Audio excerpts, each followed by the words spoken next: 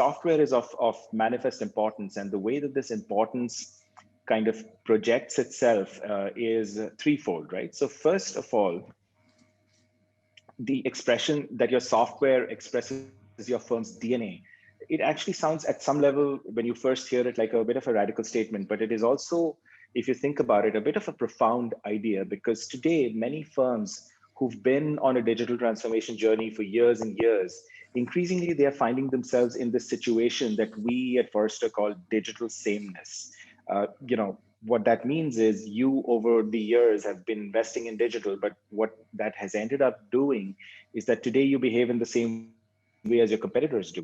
You use the same tools, the same software as your competitors use, both internally as well as from a public-facing, consumer-facing point of view. Your processes have the same inefficiencies that your competitors' processes have.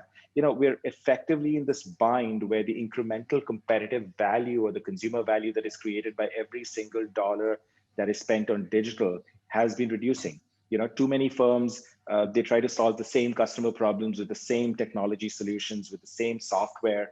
And that won't work, guys, because to differentiate, firms really must use creativity to digitally express your values and your value proposition to your customers. And that is creativity. And the software that you use is really expressing your firm's creativity. So why will you use everything that everybody else uses, right? So that's the first.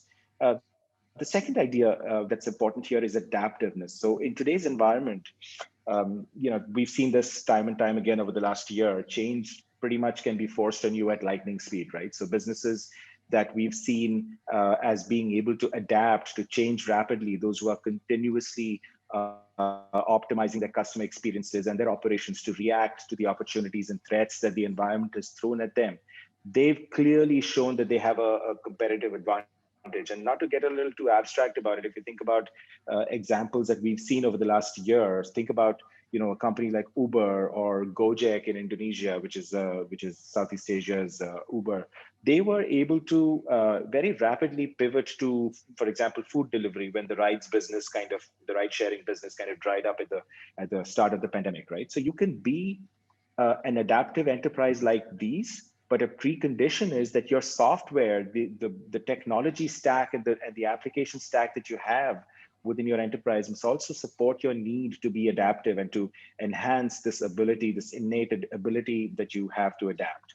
And the third component of future fitness is resilience. And here also, your leverage of software, it really plays a very important role. The pandemic has exposed this fatal reality across many companies and their digital transformation, which is the fact that, while we say we are digital, there is this over-reliance on paper and on spreadsheets and all of these other manual processes to engage customers and to run your daily operations. So, no wonder when the crisis struck back in 12 odd months ago, the result for many firms was pretty much a disaster. But there was a bit of a silver lining in the sense that firms that were using modern technology, such as cloud and low-code or no-code platforms and so on, they were able to respond better to the crisis. They were able to make very quickly the new apps that they needed or to adapt the ones that they already had to fit this new conditions that were imposed on us. So in a sense,